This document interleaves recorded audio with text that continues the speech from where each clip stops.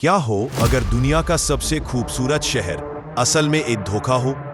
क्या हो अगर सफेद संगमरमर से चमकता एक पूरा शहर सिर्फ एक भ्रम हो, एक नकली मंच जिसे सिर्फ दिखाने के लिए बनाया गया हो? तुर्कमेनिस्तान की राजधानी अशागाबाद दुनिया का सबसे सफेद शहर, पर इसके पीछे छुपा है दुनिया का सबसे डरावना सच। आज हम उस सच को उजागर करेंगे। एक ऐसे देश की कहानी जहां लोग आजाद होकर भी कैद है, जहां शहर भव्य है लेकिन खाली, जहां सरकार खूबसूरती दिखाती है और हकीकत छुपाती है। अशगाबाद में कदम रखते ही आपको ऐसा लगेगा जैसे किसी ने शहर को हाथों से तराशा हो। सफेद मार्बल की इमारतें, सफेद गाड़ियां, विशाल हाईवे, गोल्ड पॉलिश्ड मॉन्यूमेंट्स। ये शहर दुनिया के कई गिनीज वर्ल्ड रिकॉर्ड्स रखता है।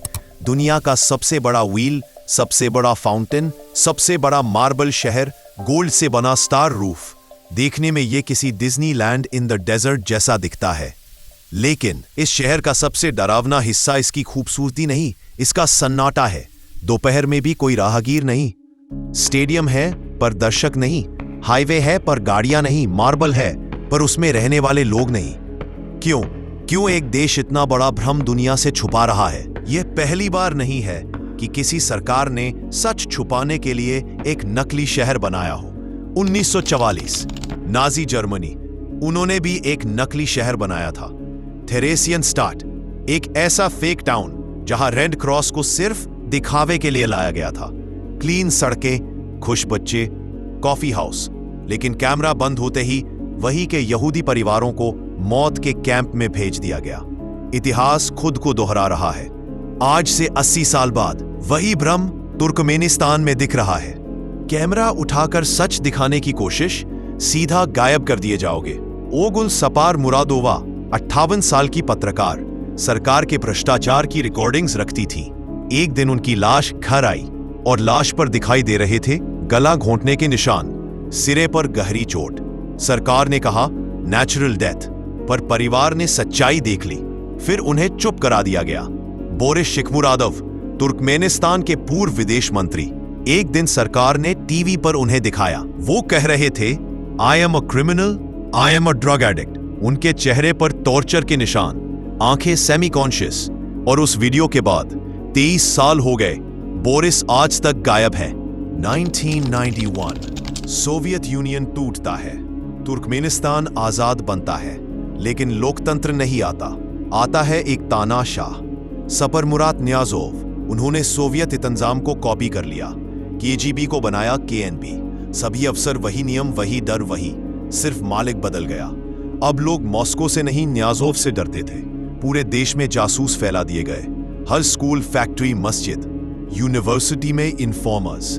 लोग अपने ही घर में टीवी ऑन करके बात करते थे, डर से कि कहीं दीवारें न सुन ले। 27 नवंबर 2002 सुबह 7 बजे सरकार कहती है प्रेसिडेंट पर हमला हुआ है। बुलेट्स चली, लेकिन कोई फुटेज नहीं, कोई फोटो नहीं, कोई गवाह नहीं। फिर भी हजारों लोग गिरफ्तार। पुराने नेता, पत्रकार, डिप्लोमैट्स, विरोधी, सबको देशद्रोही घोषित कर दिया गया।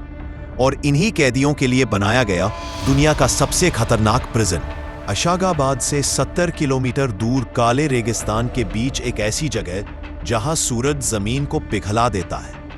यहां है ओवादन डेपे प्रिजन। ये जेल नहीं, एक बादशाह की मानसिक प्रयोगशाला है। यहां कैदियों को मारकर नहीं मारा जाता, बल्कि धीरे धीरे तोड़ा जाता है। अंधेरों में महीनों की सॉलिटरी खाना बस जिंदा रखने पर। टीबी और गैंग्रीन जैसी बीमारियां, फ्लाइंग कारपेट टॉर्चर जैसी यातनाएं और रात का तापमान जो इंसान को पागल कर दे। ओवादन डेपे इंसान की पहचान, याददाश्त, उम्मीद सब छीन लेता है। आज तक कोई नहीं जानता बोरिस जिंदा है या नहीं। नियाज़ोव ने 3 तरीकों से अपनी जनता को गुलाम बनाया। 1. फिजिकल कंट्रोल, एक शहर से दूसरे शहर जाने के लिए परमिशन, होटल में रुकने के लिए police clearance, passport, loyalty test की तरह एयरपोर्ट पर कभी भी रोक। 2. Information control, WhatsApp, Telegram, Instagram ban, foreign media ban, TV सिर्फ propaganda. 3. Identity control, the Ruhnama. Niyazov ने एक किताब लिखी, रूहनामा, और फिर कहा जो इसे 3 बार पढ़ेगा वह जन्नत जाएगा। स्कूल, मस्जिद, दफ्तर, ड्राइविंग टेस्ट, हर जगह केवल रूहनामा। शहरों में विशाल रूहनामा स्मारक। रात 8 बजे इसके चैप्टर्स लाउडस्पीकरों से चलते थे। धीरे धीरे लोगों की सोच, लोगों की मेमोरी, लोगों की आइडेंटिटी सब बदल दी गई। 2025 में तुर्कमेनिस्तान दुनिया के सबसे बंद देशों में है। Freedom score 180, press freedom ranking 185। Ashgabat आज भी एक सजा हुआ मंच है, एक ऐसा स्टेज जिसकी ऑडियंस दुनिया के लोग नहीं देख सकते और जिन एक्टर्स को मंच पर रखा गया है वो वहां से उतर नहीं सकते। शायद आप सोचें, हम तो तुर्कमेनिस्तान में नहीं रहते। हाँ, हम आजाद देश में रहते हैं। हमारे पास इंटरनेट है, सोशल मीडिया है, लोकतंत्र है। लेकिन क्या सही में आपकी सोच सिर्फ आपकी है? अगर कोई सिस्टम आपकी जानकारी को कंट्रोल कर ले तो वह आपकी सोच पर कंट्रोल कर लेता है, चाहे वो तानाशाह हो या ट्रेंडिंग एल्गोरिदम। सच वही है, क्रिटिकल थिंकिंग ही असली आजादी है। सवाल पूछो, चीजों को परखो, समझो, क्योंकि एक जागरूक दिमाग किसी का गुलाम नहीं होता। अगर आपको यह वीडियो पसंद आया हो तो मेरा कॉलून वॉल्ड सिटी वाला वीडियो जरूर देखें। एक ऐसा शहर जहां किसी देश की सरकार नहीं, एक सीक्रेट कल्ट का राज था।